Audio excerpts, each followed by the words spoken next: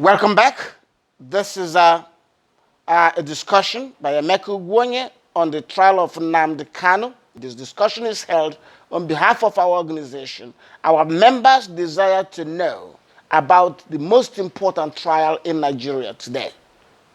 Nnamdi Kanu's case is the most important judicial case in Nigeria today, and DPA members will get an opportunity to discuss these things, and those who care to hear an independent opinion can very well listen to our discussion. So, will Namdi get bail? No, he won't get bail. Why? Because the government says he jumped bail. Namdi says he did not jump bail. Who would the judge believe? The judge will believe the government. Yes. You see, jumping bail, you have to understand, is not really a physical thing, even though the word jump is used. You jump bail if you are not able to appear in court to continue your trial. Absolutely. When Nnamdi escaped from Nigeria because soldiers came to him, there were a number of options. He could have gone to the British embassy, run in there, he's a citizen, and tell the ambassador they're trying to kill me. The British ambassador will protect him. They'll look into it. They'll get assurances and guarantee that Nigerian government will not kill him if he stays for trial. He didn't do that. He went back to London or UK, wherever, and continued his IPOB activities. So now you tell me, you gotta think. You have to look at the activities of the accused person after bail to determine whether he jumped bail or not.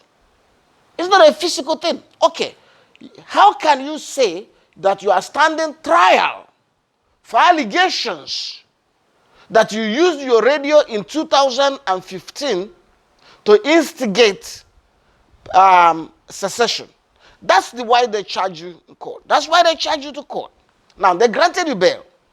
You went to London. What did you do in London? You continue to do the same thing. So, are you saying that you are standing trial of something that you continue doing?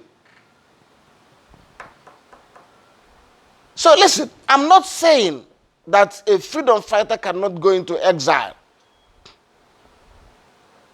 You can go into exile because that is the effective way to fight the government or the system you're fighting. Absolutely. So if Nnamdi wanted to go to exile and from exile continue to push for Biafra, it will make sense. But you cannot tell people that you want to continue the trial in Nigeria. You are ready to continue the trial in Nigeria. However, you were forced overseas to continue doing something that led to the trial in Nigeria. That's impossible. That's not a logical argument. The judge will see through it. So Nnamdi has to choose what he wanted to do. To say that you wanted to continue the trial in Nigeria actually meant that you wanted to suspend what you are doing until the outcome of the trial. Yes. Yes. Basic. If you accuse me of plotting secession and you charge me to court for plotting secession, if I choose to remain in that court, I have to stop plotting for secession until the court finishes. Then I will continue. You cannot be attending trial and still doing the same thing. So, Nnamdi's activities outside Nigeria will help the court determine whether he was intent upon continuing his trial in Nigeria, whether he was escaping from that trial. But in any event, regardless of what I think, regardless of what you think, my assessment of the situation is that bail will be denied. He will be there with the DSS for a long time. And I explained to you why. Because they will claim they're investigating his subsequent activities. That's a valid claim. The allegations are weighty. Allegations are not proof, but they're not nothing. Don't assume that because it's only an allegation, it is nothing. Allegations have implications in law. So, allegations are what investigating, and investigation is a burden on the person being investigated. You must admit that. I say this because I know it, and I have been a victim of laboring under an allegation. So I understand what it means. Allegation is not nothing. So don't say a person with an allegation against him is the same thing as a person without an allegation against him. No, it's not the same thing. A person with an allegation against him is undergoing investigation. A person without an allegation against him is not undergoing any any investigation. You got to understand that. So that's one thing. But then, why are you, another reason for not taking him to prison is too lax for him. For anybody accused of the kind of things that Nnamdi is accused of, and given the set of facts that will be presented or advanced by the government, prison will not be an appropriate place. The regular prison will not be an appropriate place. Because in regular prison, you have access, directly or indirectly, you have access to the outside world, to send messages to the outside world. And your visits and visitors are not monitored or supervised. So, given that, according to government story, which they will tell the court, given that Nnamdi from London, from United Kingdom, was able to control his members in Nigeria through messaging to them, through his radio, it can be feared validly that if you put him in prison, he will still be able to put messages across to his followers. So, but again, it is the argument. The judge is going to balance, and the judge is going to decide. So I believe the judge is going to decide on behalf of the DSS. Not because the DSS lawyers are brilliant, per se, but because you have a convolution of facts. You have a very complex set of stories, very crazy allegation. In a country in the middle of crisis, all the judges live in society. They are aware of the level of tension in the country. They are aware of the fact that the country is breaking apart with all pressures seeking to disintegrate the country. So the judges are under pressure to play their part in keeping things cool and calm. And one of the things they will do is to be hard on any suspect brought in and accused of the kind of allegations they will have against Nnamdi Kanu. Okay, now, what are the charges? While all these things are going on, Nnamdi's lawyers are still laboring on the 2015 charges. Now, those ones are decoy. The real charges are the ones coming soon. Indeed, the DSS or the government is in a very beautiful place. Yes, because they can continue to use the old charges to get the court to maintain control over Nnamdi. Like now, he's remanded on those old charges.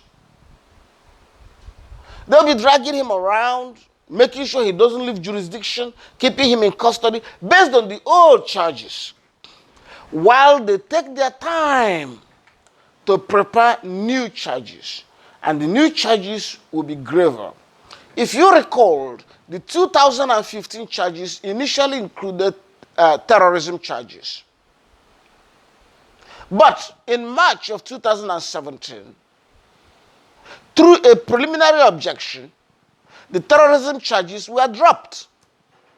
The court said there was no evidence to justify a charge that there was no prima facie case of terrorism against Nnamdi as of 2015. No prima facie case of terrorism against him. So they dropped about 6 charges. So looking at the case of 2015, it was very weak. Nnamdi would have won them easily.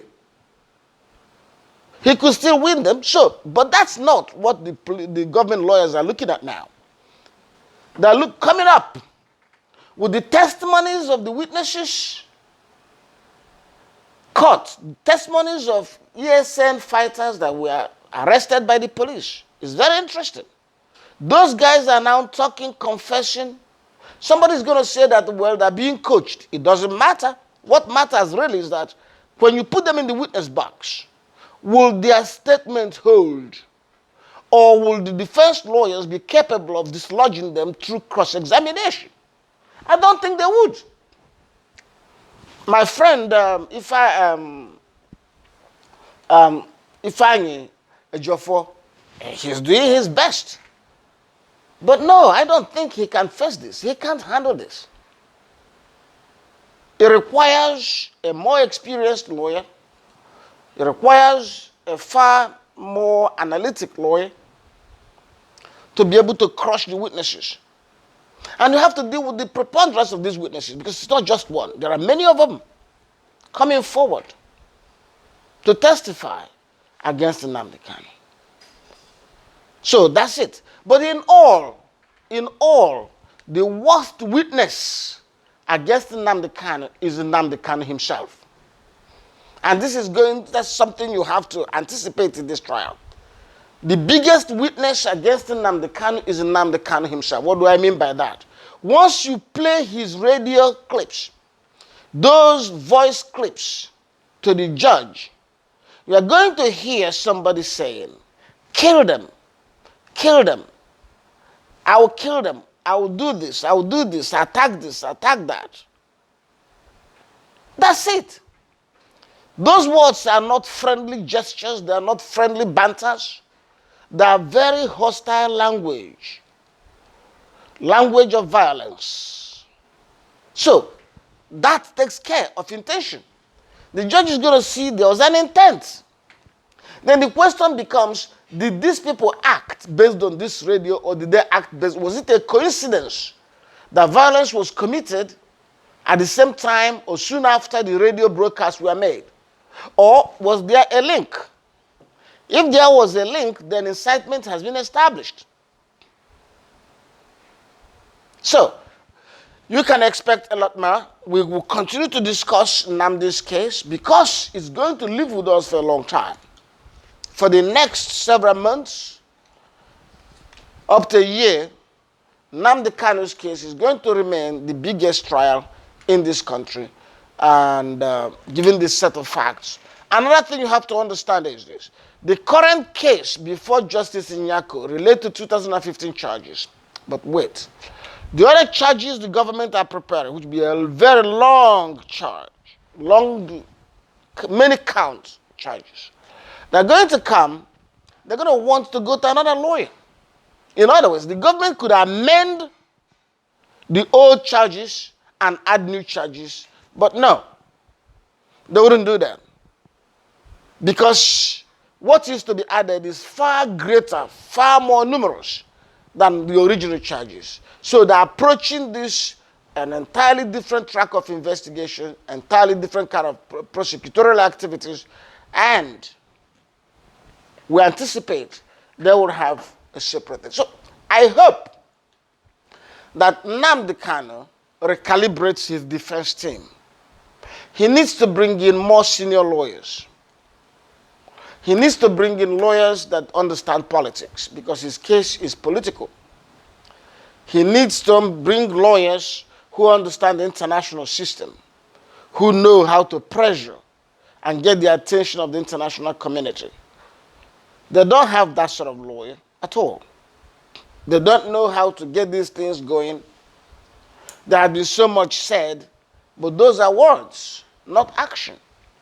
So they don't have strong international lobbying team that could intervene. Also, a good lawyer with experience in politics will also know how to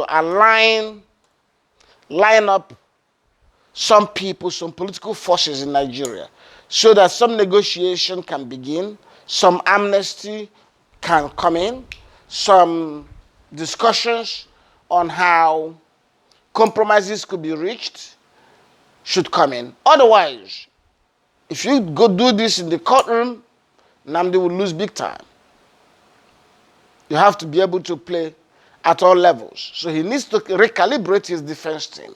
Okay? Maybe Ejiofor can continue with the court, but I would hope really that I get a more experienced and more senior lawyer who knows how to, who is more subtle, and who knows how to really get deep inside the system and achieve results.